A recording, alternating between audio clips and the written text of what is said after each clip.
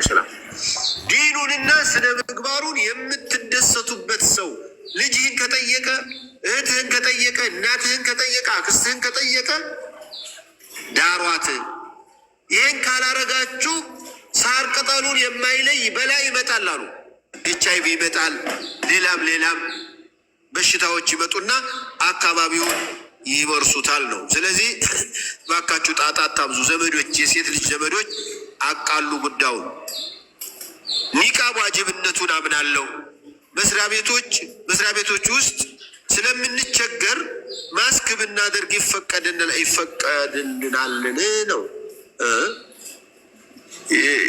ይሸፍንልናል ወይ ለማለት ይመስለኛል። ኒቃቡን ይሸፍናል ወይ ነው። ቢቻልማ ሙሉ ሰውነታችሁን ነው መሸፈን የነበረባችሁ። አብዱላህ ብን አባስ እኮ አንድ አይኗን ነው የሚሉት።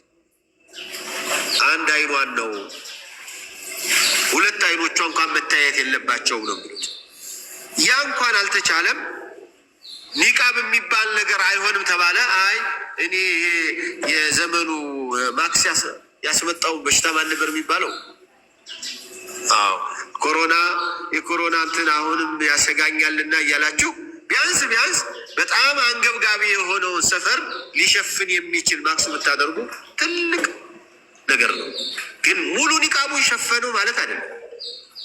ያይሸፈን ማለት አይደለም። ግን እንዲያው ተኳኩላ እንግዲህ በመስሪያ ቤቱ አይፈቅድልኝም፣ እኔ ደግሞ መስሪያ ቤት ካልሰራው መኖር አልችልም በሚል በእልህ ተኳኩላና ሊፕስቲክ ተጠቅማ ብቻዋን ራቁቷን ከምትል በእንትን ብትሸፈን የበለጠ ነው። ይህ እንደዚያ ደግሞ መክራቸው የነበረው ድሮ ይሄ እንትን ከመምጣቱ በፊት አጥበባችሁ እንትን በሉ እንድል ነበረ። ሂጃብ ከፈቀዱላቸው ቢያንስ አጥበቡ። ሲያጠቡ የት ይደርሳል? እዚህ አፋቸውን ከንፈራቸውን ከሸፈኑት ያፍናቸዋል ሂጃቡ። አሁን ግን ማክሱ ከዚያ ቀለል ብሎላት ነው። እቴ አብሽር ኢንሻአላህ በቅርብ ጊዜ ይሄ የማሸማቀቁ በኒቃብ በልብስና በምናምን በሶላት የማሸማቀቁ ነገር ይቀርፋል ብለን ተስፋ እናደርጋለን። ሁላችሁም መጀመሪያ በዱዓ ከዚያም በኋላ ባገኛችሁት አጋጣሚ ላይ ይሄንን የሚያሸማቀቁትን ባለስልጣኖች ለመንገር፣ ለመጠየቅ፣ ለማስረዳት መጣር አለባችሁ። እድሜያቸው የሄደ እናት ናቸው። ሽንታቸውን መቆጣጠር አይችሉም። በሽተኛ ናቸው። ተኝተው ነው የሚውሉት። ሰው ነው የሚያስቀምጣቸው። አይሰግዱምና እጾማለሁ ብለው ምግብ አይበሉም። ጾማቸውና ሰላታቸውን ምን ማድረግ አለባቸው? አቅላቸው አይሰራም ብሏል ወይ ብላለች። ጥሩ ማሳረጊያ ስላደረገ ነው እንጂ ከላይ ያለው ያስቸግራል።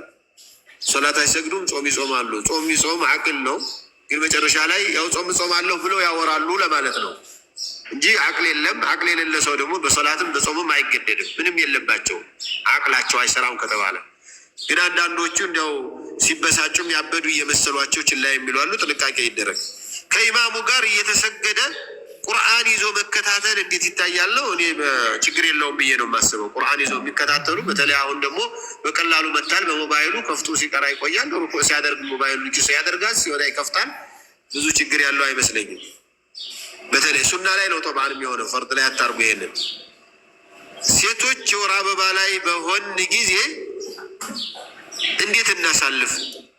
በዚክር በዱዓ በዒባዳ ምንም የሚከለክላችሁ ነገር የለም እኮ። ሶላት ነው የተከለከላችሁት፣ ጾም ነው የተከለከላችሁት። ከዚያ ሌላ ያለ ነገር በሙሉ የተፈቀደ እኮ። የባሎቻችሁ ጋር መተኛት ነው የተፈቀደባችሁ። እነዚህ 3 ዒባዳዎች ናቸው የተከለከላችሁት እንጂ ሌላ ላይ ምንም ክልክል የለውም። ምናልባት ረመዳን ላይ ኢዕቲካፍ እናድርግ መስጂድ ገብተን ሳንገባ የሚል ነገር ነው። አለመግባት ነው የሚመረጠው።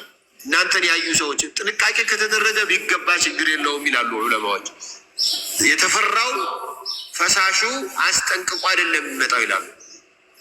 የወር አበባ ሲፈስ የሚገርማችሁ የአላህ ፈተና እንደ ሽንት ቆርቁሮ ምናምን መጣው ቢካል ክልፈስ ነው ብሎ አስገድዶ አይደለም የሚመጣው፣ ፈሰው ነው የሚያገኙት። ያ ሲሆን የት ላይ ሆኖ እንደፈሰሰ ላታውቅ ትችላለች። እና በዚህ አጋጣሚ መግባት የለባትም የሚለው ዋናው መነሻው ይሄ ነው። አሁን ይሄንን አውቃ መጀመሩን አውቃ በመከላከያ ላይ ያለች ሴት ገብታ ራሷን ብትጠብቅ ምን ችግር አለ ነው የሚመርጡት ዑለማዎች። አሁንም ይፈቀዳል ቢሉም አለመግባታቸው በተለይ መግባታችሁ ምን ችግር አለው? እናንተ ስትገቡ እናንተ ጥንቃቄ አድርጋችሁ ነው። ጥንቃቄ የሌላት ወይም የሚበዛባት ሴት አለች። አሁን ያደረገችው መከላከያ ላይበቃት የሚችል እንደ ዝናብ የሚመጣ ስለዚህ እሷ ተከላክያለሁ ብላ ገብታ ሊበላሽ ይችላል። ይህንን ከማሸማቀቅ ይቅርባችሁ ነው። ታዲያ ኢዕቲካፍ አጅር ሊቀርብን ነው የሚሉት። ኧረ የለም። የሶላት አጅር መች ይቀርባችኋል? የጾሙ አጅር መች ይቀርባችኋል? ሀይድ ሁናችሁ ስላልሰገዳችሁ እኮ የሶላት አጅር አላችሁ። የአላህን ትእዛዝ እኮ ነው እያከበራችሁ ያላችሁ። ለይለተል ቀድር የሆነ ምሽት ላይ ሌሊቱን በሙሉ ነው ዒባዳው በአንድ ሺህ ወር የሚበዛው ማለት ከመግሪብ ጀምሮ ወይስ የተወሰነ ሰዓት አለው ነው? እኔም ከብዶኛል። እሱ አንተው መቼስ ነቢ ዓለይሂ ሰላቱ ወሰላም መን ቃመ ለይለተል ቀድር ነው ያሉት። የተሟላው ለይለተል ቀድርን ቁሞ ያሳለፈ ማለት ሙሉ ሌሊቱን ቁሞ ያሳደረ ማለት ነው የሚያሳየው ማለት ነው። ግን እንዲያው እንደ ቆመ የሚቆጠርበት ነገር ተነግሯል።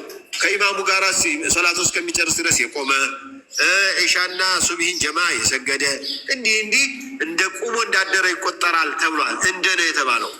አንተ ለዚህ ነው አሽረላ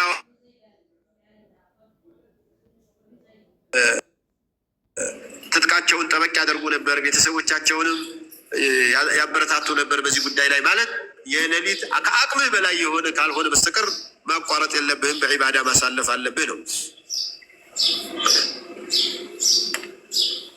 እናቴ ጋር ተጣልቼ ነበር አፉ በይኝ ብያት፣ እናቴ ግን ላይሽ አልፈልግም ብላኛለች።